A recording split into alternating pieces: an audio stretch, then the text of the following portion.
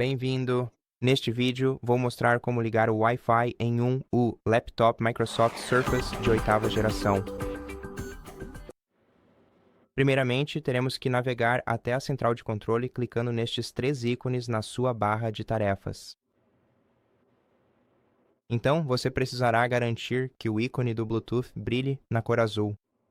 Portanto, clique bem aqui ou toque bem aqui. E então, se você clicar no ícone de seta ao lado do Wi-Fi, poderá ver se o seu Wi-Fi está realmente ligado e, se estiver, você também poderá ver a lista de redes disponíveis às quais pode se conectar. E é assim que se faz.